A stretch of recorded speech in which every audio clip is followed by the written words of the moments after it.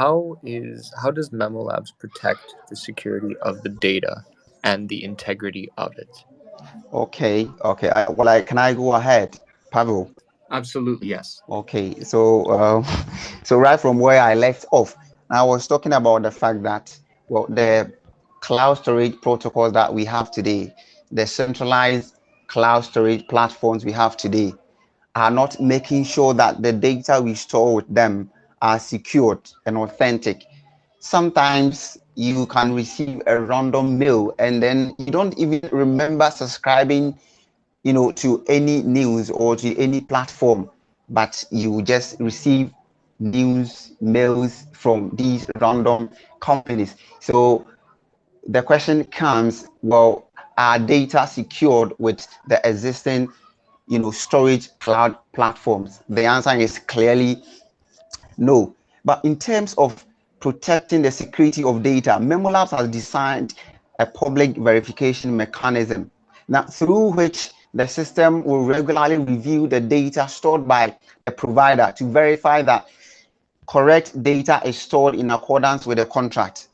So if you are a user, if you are somebody who wants to store your data with Memolab, then you didn't want to worry about data loss or somebody tampering, even if they store data on unfamiliar nodes, because of that public verification mechanism designed by Memolabs.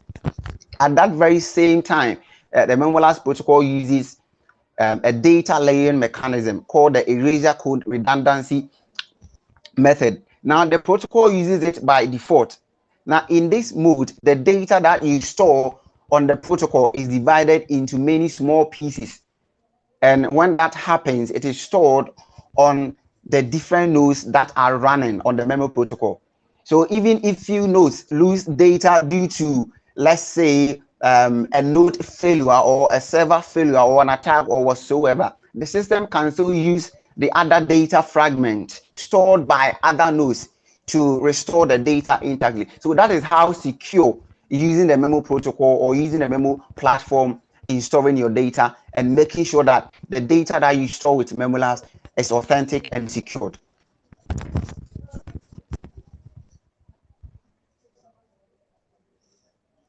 Excellent. Thank you, Thomas, for going over the details for how data integrity is ensured. The next question revolves around the roadmap of Memolabs. What stage is Memolabs currently at? Okay, sure. Thank you very much. I think it's very it's an interesting question here. Well, currently we the version 2 of the Node app is already published. So anybody who is interested in joining the Memo community can install the Node app and then be part of our community. Now, the test environment and then the production environments are all running with some initial nodes. Okay, but I have to say this, that because Memolabs is at the early stage, we don't have that huge nodes currently, running. So the nodes that are running are very limited. But then again, it is still significant for data storage. But because that part is the testing phase, well, it is still in testing phase. So I know we understand what testing means, but that is just one aspect. Then again, the production environment is also running as well. So yeah, that is currently where Memolabs is at. And it is interesting to note that we are building the production environment with Metis, and recently they deployed our storage layer. And like they rightly said, since the deployment, the transaction cost had reduced that drastically. I know if you have been transacting on the platform, you can attest to the fact that transactions some months ago, it is not the same as the transaction fee you see today on the network. Thank you.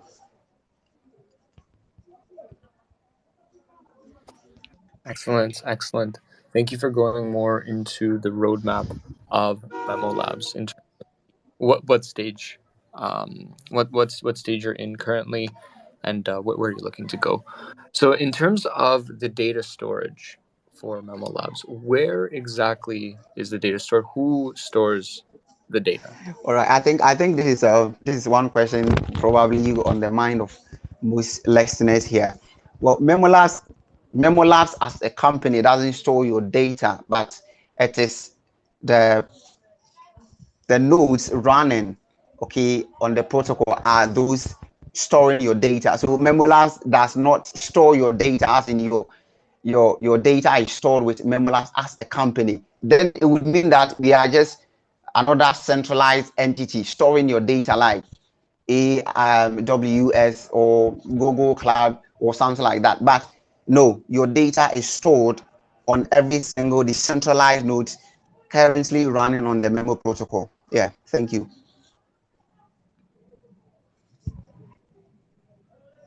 Excellent.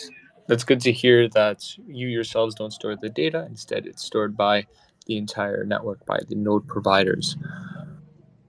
In terms of data and backups, why should I back up my NFT data with Memolabs? Well, that is very necessary. I think that NFT metadata are stored on centralized services in most cases, and I know you all agree. Well, recently there have been a lot of hacks so far as NFTs are concerned, and I'm not sure if you happen to own an NFT, you like to um, you like to observe some of these unfortunate circumstances happening. So if that centralized entity goes bust or gets hacked or decides to take down this content anyway, okay, any other issue that they might face, okay, in the course of operating, then it means that your precious NFT will be gone. It will disappear, okay, making that precious NFT of yours worthless. So it is very necessary that you back up your NFT. But how is it backed up, like you asked? Well, the NFT is replicated on all the memo nodes and is backed up to every single node that is running on the memo protocol. So whatever NFT of yours that you've got, well, you back it up with the nodes that are currently running on the memo protocol. And by that, you are ensured, or you are assured that your NFT is stored in a decentralized manner and that not anybody at all can have possession over your NFT. Yeah.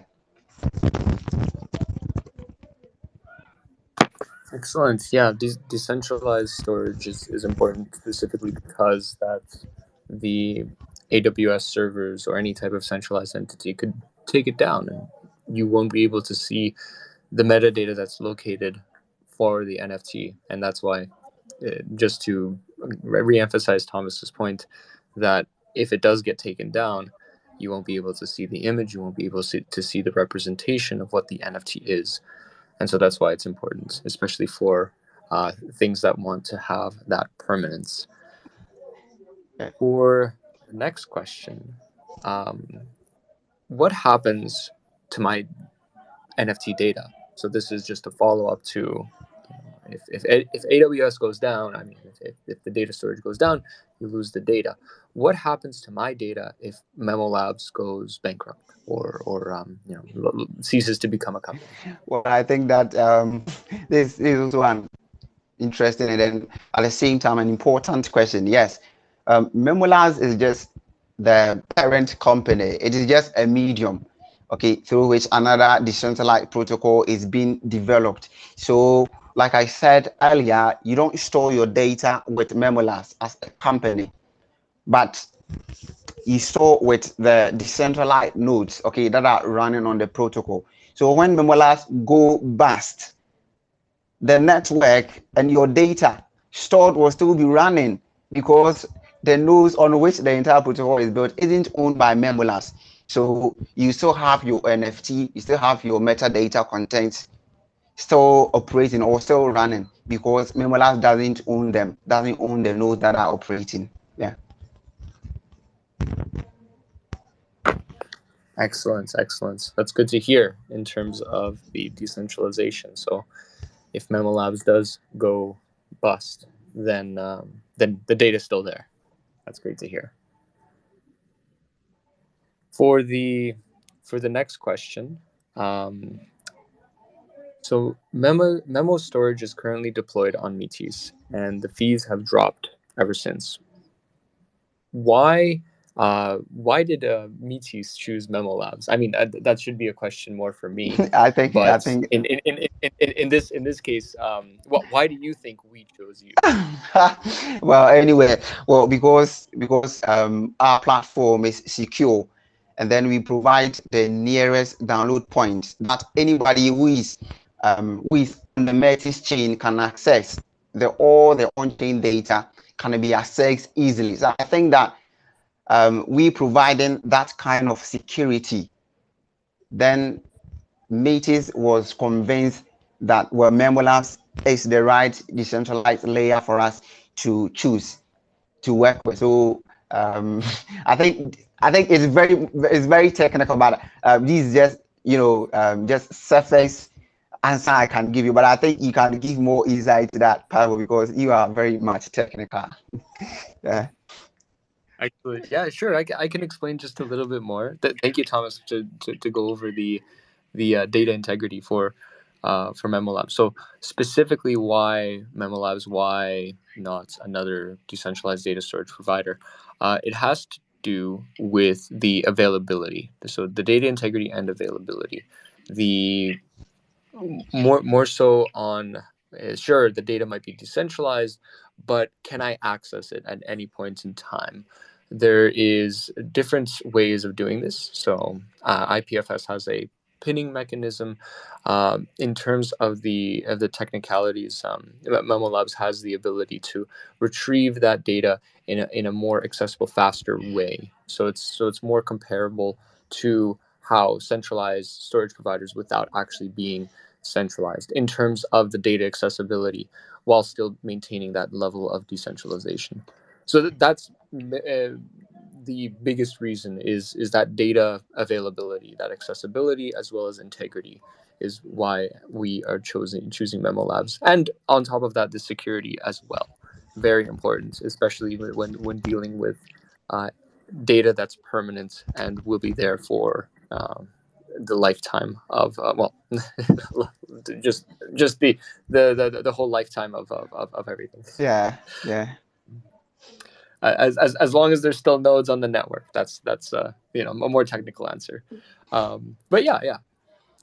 I guess just to continue, to talk more about the Megrez network. What are some of the updated features, and how can one participate within the network? All right. So yeah, the Megrez network. Let me say that. Well, it's a free storage platform for anybody who wants to try the Memo protocol. So there are some radical features that have been tested, okay, on the testing environment before they are available in the product net. And I think that if you are a technical guy, if you're an IT guy, you understand these things.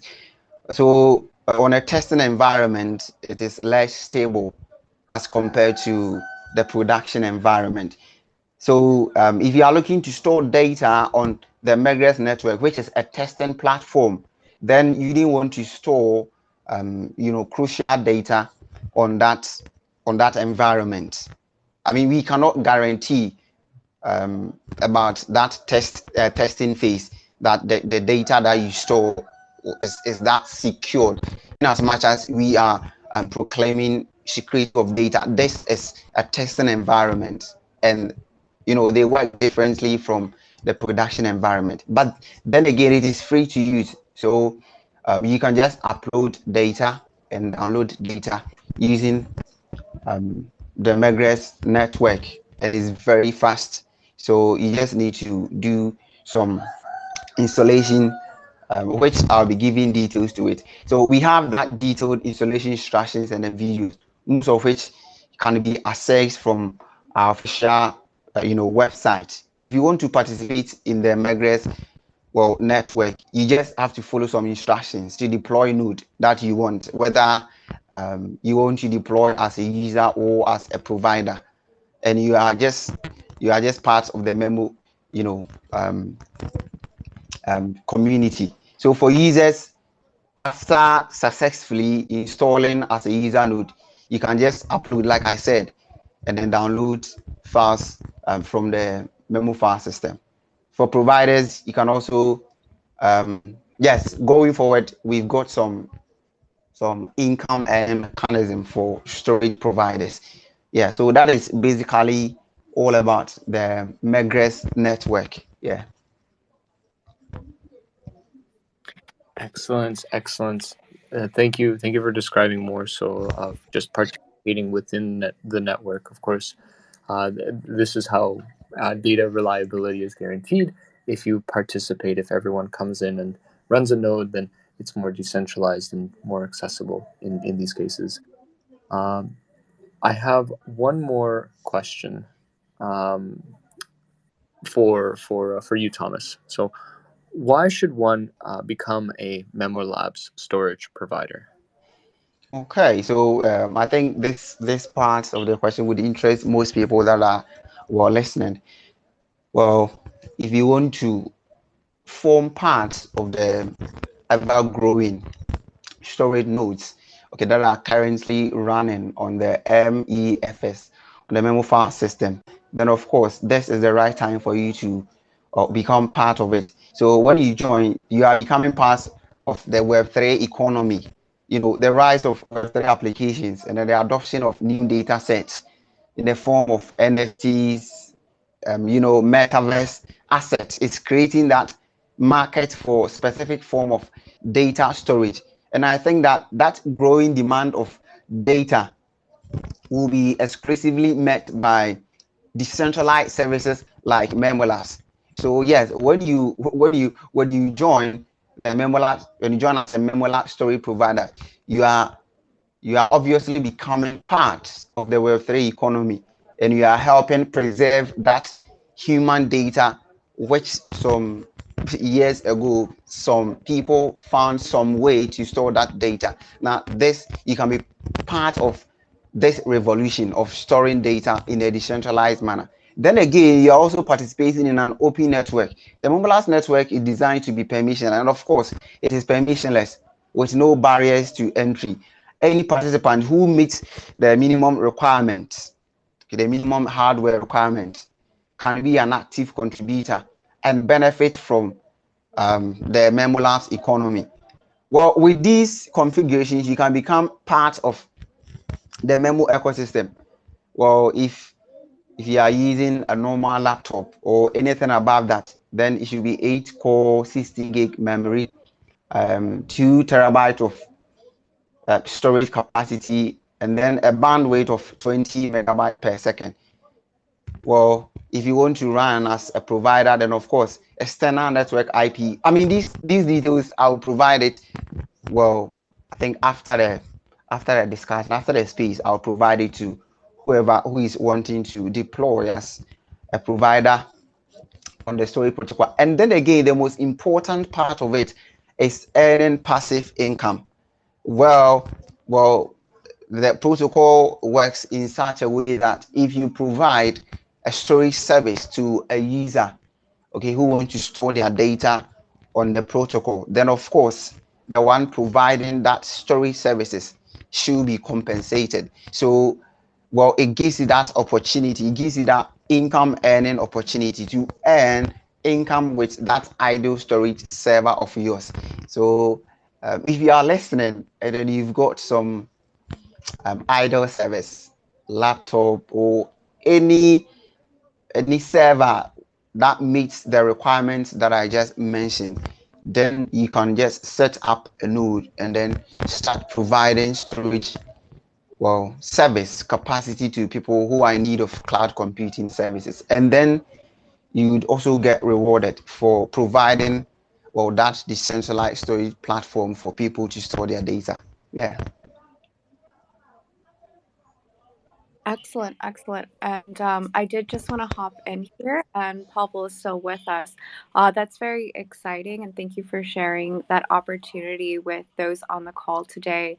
As far as any resources that Memo Labs has, For those who would like to participate, where can they find this, and how can they, take next steps in order to become a storage provider?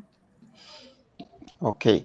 Yeah. So there is a detailed installation instructions and videos. I think it will be very easy if they followed it, so they can access that detailed installation procedure on our website. It will just give them every detailed information that they need to become part, whether they want to deploy as user or as a provider. So can I share the website link? And then also we have updated our Twitter with that detailed steps if you want to run the Memolabs node. So I can't tell you all the steps offhand, but I think I can do our listeners a favor by providing the link to the installation procedure. Please, Excellent. is that okay? Of course, of course. It sounds like the listeners today, they could go to the Twitter, they'd be able to find that information, the resources, and that you'll be able to share it there. And really do appreciate you also giving some insight for everyone listening today. Thomas and Pavel, if you don't mind, I would like to give the audience a chance to ask any questions. Would that be okay with you? Yeah, absolutely. Sure. Yeah. Okay, great, great. So I do have a request here. What I'll do is I will accept your request to speak. So I have Electric KC Morpheus.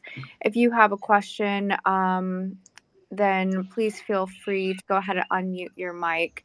And for anyone else on the call that may have any questions, please do feel free to request, and we can spend a few minutes here um, chatting through with everyone on the call. Okay, so Electric KC, you have the stage. Yeah, I've just got two questions. In terms of performance, how does this compare with AWS? Is my first question.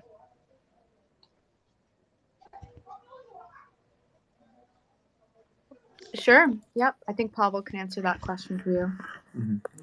So, in terms of the performance for the data pinning service, so Memolabs implements another layer in terms of just the data storage, is that data accessibility.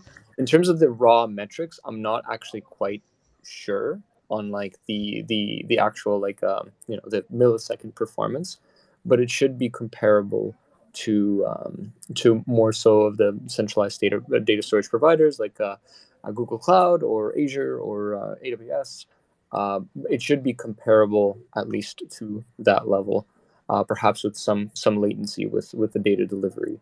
Hopefully So that there's is it like an elastic cloud? Like does it like scale with usage? Like because you can never really like predict what kind of data demands your website might be getting. So True.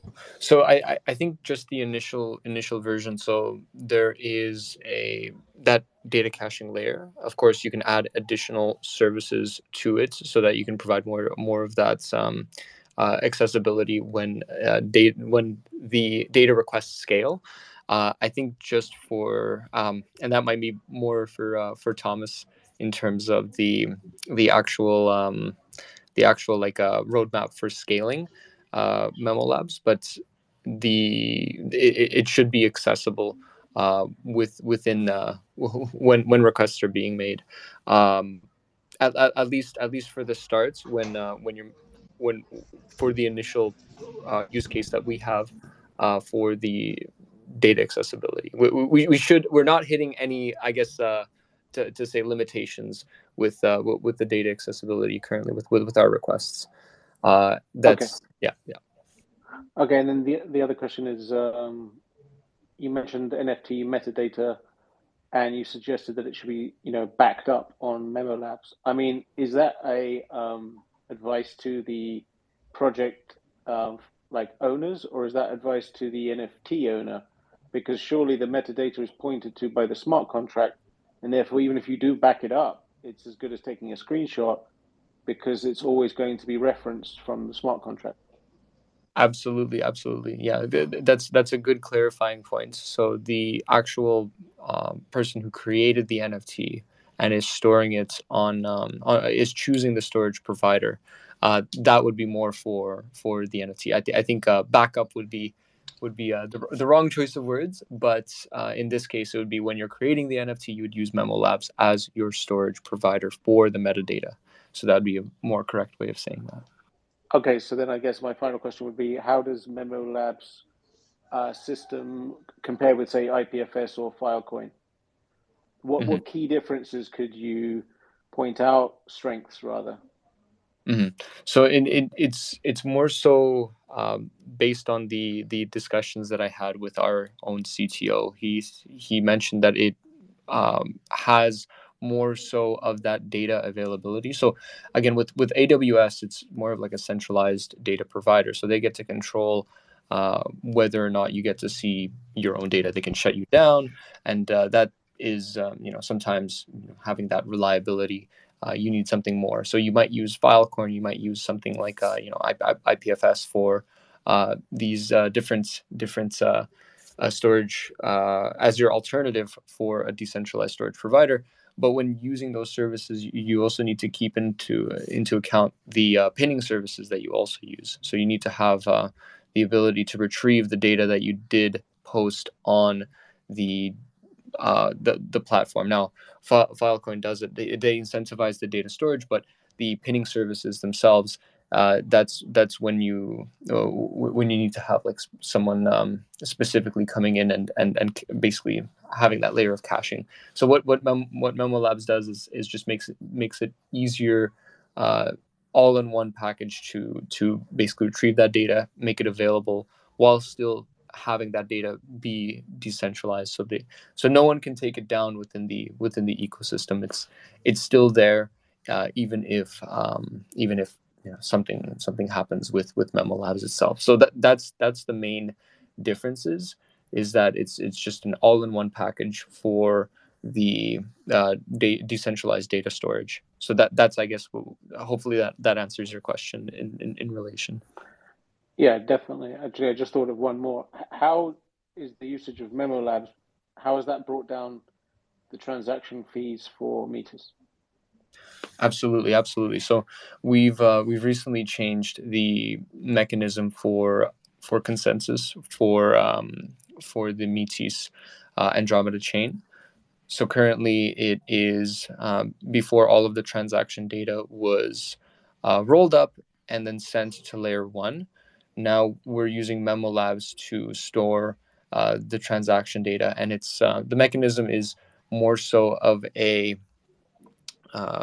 it's more so of a lazy loading optimistic rollup. So when you need the transaction data, it would get accessed from Memolabs and brought on chain if any disputes occur.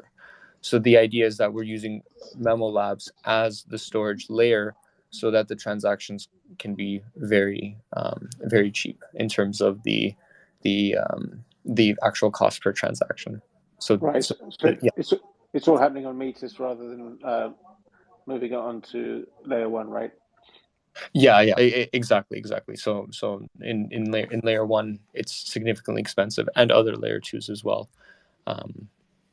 Yeah, I think that answers everything. All right, I'll step down, and if anyone wants to step up, then I'll go ahead. Okay, yes. We do have another question from Student of Crypto, and thank you so much, Casey, for your questions. I'm going to go ahead and accept your request, Student of Crypto. Please unmute your mic once you're connected in order to Good speak. day. Can you hear me well? Yes, we can. Sure. Well, yeah. Thank you for your time. I have some questions. One of the first ones actually relates to the previous gentleman's first question, but I realised that they're a bit more around the fundamentals of decentralized storage as opposed to Memolabs, but I hope that gets me informative answers. But the first one is, in terms of retrieval or read and write times, is it actually ever theoretically possible to get guarantees of the maximum time I can wait to retrieve some of my data on the Memolabs platform?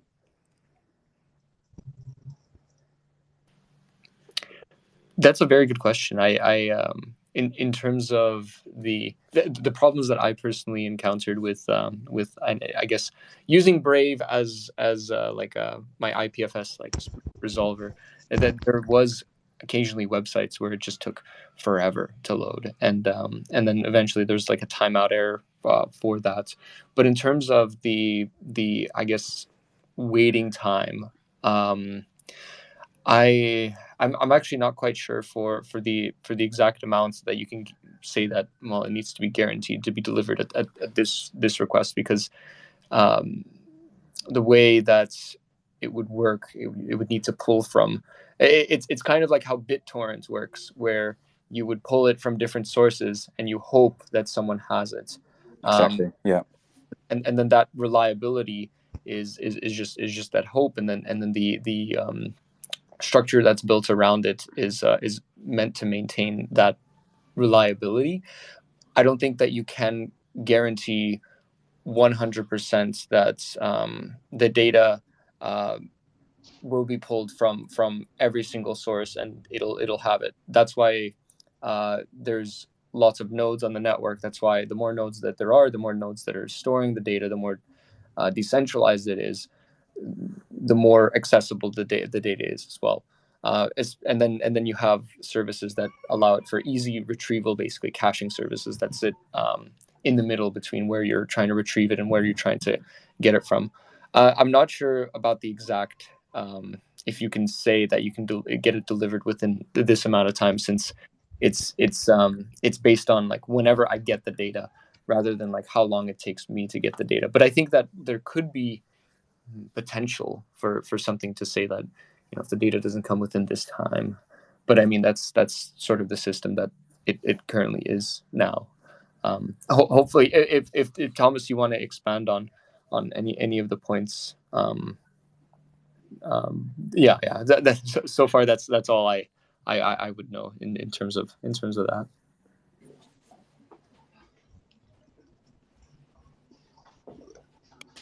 Well, I think that I wouldn't see anything different from what Pablo had said. If he's okay, but I think I lost him along the line. Probably if he can restate his question, then I'll probably come in and then help along.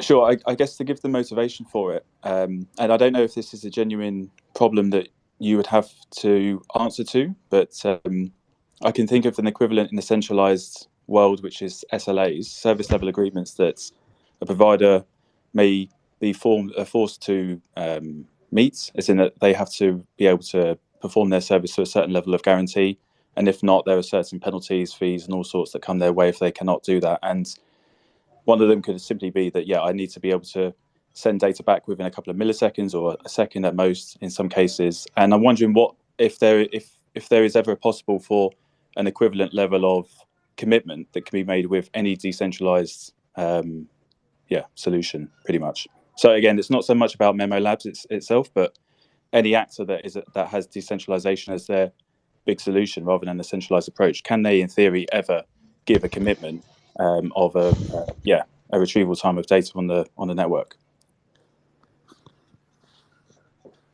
Yeah. I see the need for those service level agreements, especially with data reliability, and for example, uptime guarantees is also like a major form of that of service level agreements. You know, having like 99.99, something ridiculous. It's never 100% uptime. There's always like something that has some decimals in there, but in terms of the actual service, since the only time when you can control a lot of what is what is present is that if you can control the nodes itself. I think like if you can guarantee that everyone acts in a positive way, then you can guarantee some service level agreement. There might be some downtime, there might be some of that, and I guess you're building in redundancy in a system. Of course, there will be in any system downtime. There will be in any system like maybe some delays in terms of the for example, data accessibility. In terms of a decentralized approach, you make it so that you run enough nodes so that it no longer becomes an issue. But there is still that's like you can't without a doubt guarantee unless you yourself control all of the infrastructure and you're able to have that combined control. Although decentralized service level agreements could be interesting to explore in the future, to how that would be maintained in because everyone's running it on different hardware, and then it's an open permissionless system where anybody can join. There might be some delays in terms of that, or like some non-reliability guarantees, which could be interesting to explore. But then I guess it's a balance between centralized and decentralized, and but at least that's what my thoughts are. That's like just an open discussion. But I think that's a great idea, especially because large enterprises and large businesses are going to ask these types of questions in terms of how like what percentage of the data and how long will it take for me to get it. And these are exactly the types of questions that will be asked, especially from big clients that will be transitioning over from AWS, Azure, Google Cloud Platform, and wanting to know the reliability guarantees of other systems that are present. But yeah, definitely something to explore for the future. I want to hopefully we can clarify it with more direct metrics on the reliability. But the idea is just the more nodes that there are, the more decentralized it is. The idea is that you're able to pull that data even if 1 server, 10 servers, 20 servers goes down, and you're still able to retrieve the data. So it's more about the data reliability guarantees, and accessibility is built on top of that with what Memo was doing with the data as well. Hopefully that answers part of the question. More so, leave some room for expansion. Definitely don't have all of the, but yeah. Yep, that explains the question and that answers it very well. Thank you very much. I do have another one, but I'm conscious that I've already taken up a lot of time. Would you like to move on to someone else, or can I go ahead with my second question? Yeah, sure. You can go ahead. We don't have it. Lovely, cool. Well, it's more of I think this one is a bit more basic, maybe an easier question to answer. On the way in which the file is saved within the network, does it work in the sense that the file is separated in bits and pieces, and hence I need to retrieve, if I wanted to get the file back out of the network, I need to retrieve every single bit that was stored on whatever nodes I previously first saved it on, to be able to recreate that file? Is that the way it works? Yeah, that's correct. It's IPFS like in terms of the implementation, where you're taking you want it's more of content based addressing rather than the actual like URL. So you do need like the entire data in order to retrieve it. So it's basically just like you're sending a request out to all the nodes saying that give me a picture of a cat, and you need that specific cat with specific hash saying that the data integrity is maintained.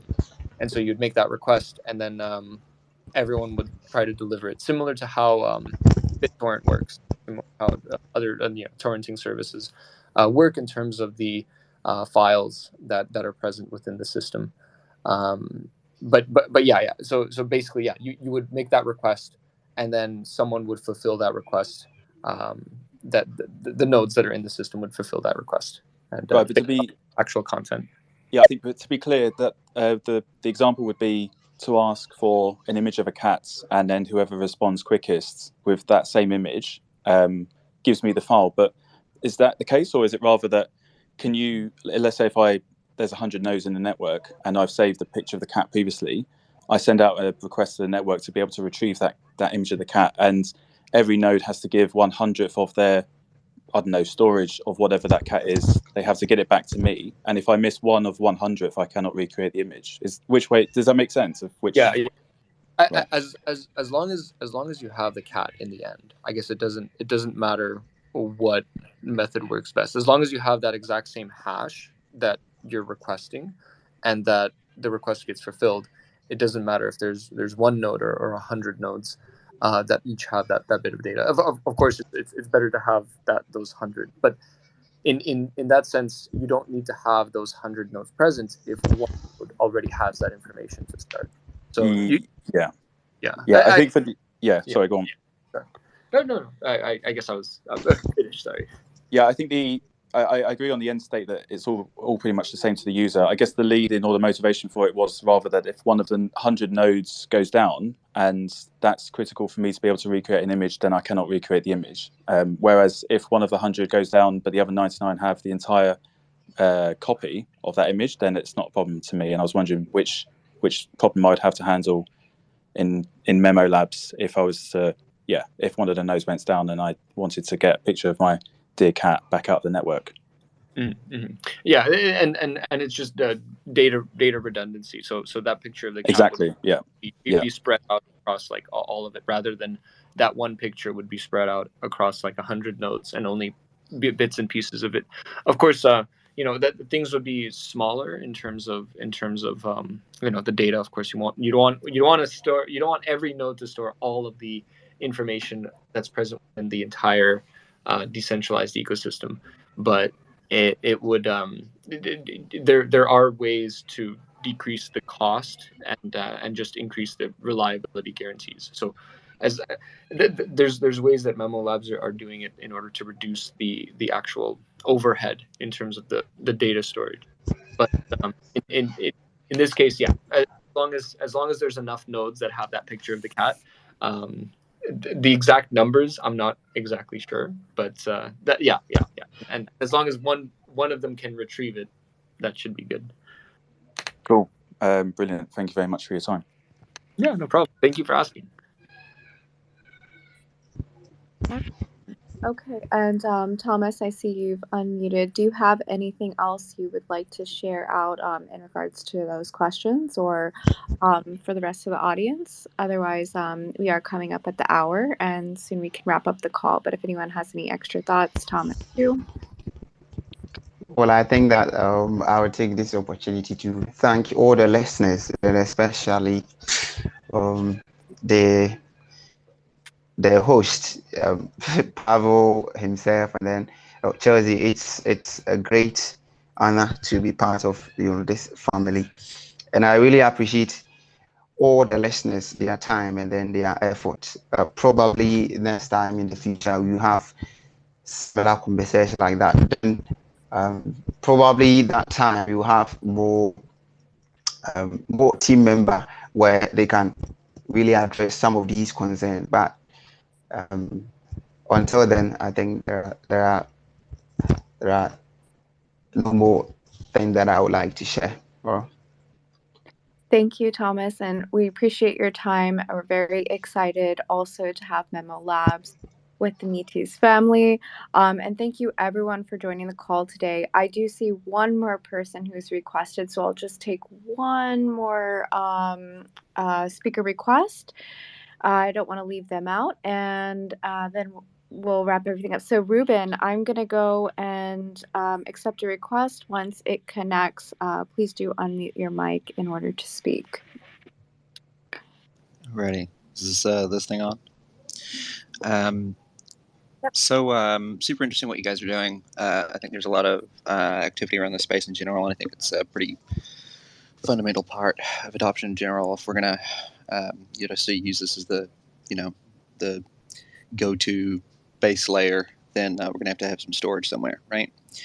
One of the challenges I think with this space is this idea of this sort of dichotomy between transparency and verifiability and so on, whilst also aiming to have a degree of rights management or permissioned access.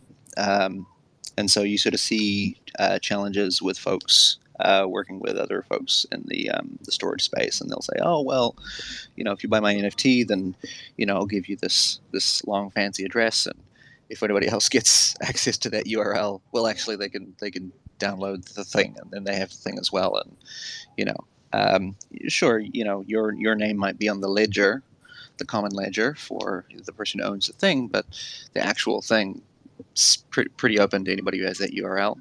I wonder, are you guys looking on any encryption for files at rest, in transit, or in use? If that string of sentences makes sense, and if not, are you partnering with or looking to partner with third parties who get super greedy on, geeky on that hard math of encryption and so on and so forth in pursuit of, I guess, a peer-to-peer DRM that doesn't suck?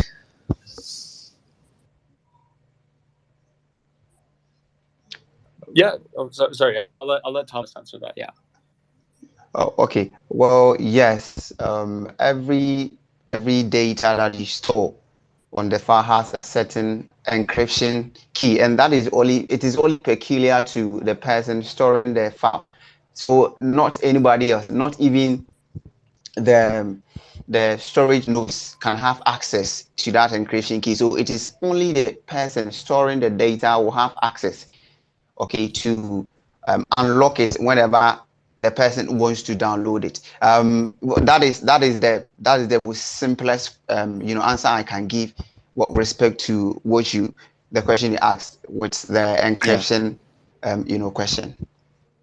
Well, that's actually my favorite answer to that question. That's usually like a 10-minute answer. So yeah, thanks very much. Yeah, I think Thomas answered that really well. Yeah, you would own the encryption keys, which then you would be able to use to decrypt your own data. And I guess like they like that's how websites work in like HTTPS with like the Diffie-Heinzelmann I think key exchange, and then you can do similar way if you're sharing it with individual people. But yeah, currently I guess to answer to partner up with a provider, especially with that encryption mechanism, might be difficult since certain things might rely on centralized key management systems. Yeah. But then again, wallets also provide that signing ability. Wallets also provide that ability to encrypt data under cryptographic principles. So there might be services that enable you to share data, establish that social network, and so when wallets become more and more mainstream, I think that these services that allow you to have your own encryption keys and to share data specifically with people across from different applications, coming soon, especially with the rise of decentralized storage platforms, and in this case, managing your own keys rather than having an entity manage keys for you. So hopefully that adds a little bit of expansion. I Yeah. know more about if there are any providers that make it easier than just encrypting your own data and sending it over the network. There Right. probably is, and there probably are. Just ones that would look more into. Yeah. Yeah, it's a tough question, and also ties into that whole decentralized identity thing, which is sort of shaping as we're out here in these crazy crypto streets. But I want to be respectful of the time as well, and I understand even though the deadline, I was a late joiner. So thanks for everybody's time today. Of course. And thank you again, everyone, for joining. Really do appreciate the conversation today, all the questions. It was great to hear from Thomas from Memolabs, and at Metis, we are very excited to now have our decentralized storage provider, which has, in result, for one, reduced the transaction fees on the Metis network to having the lowest gas fees across all L2s. So we're extremely excited about that. That's major news across the industry for one. And then, of course, everything and all the value that Memolabs is providing too, with security as well as decentralization, all ties into what we believe in and what we're hoping to achieve on our roadmap here at Metis. So again, thank you everyone for joining. Great questions. I can't take any more due to time. Thank you again. We'll have more of these conversations. Please do rejoin us. And we will look forward to continuing our working with Memolabs and having more of these conversations. Thank you. Yeah, thank you, Chelsea. Then Pavel, I really appreciate. Yeah, thank you, Thomas, for answering. And thank you to everyone for also listening in and asking questions. Very thoughtful, and appreciate that as well. Thanks, everyone. Have a great rest of the weekend. Yeah, same to you. Thank you. Thank you. Bye.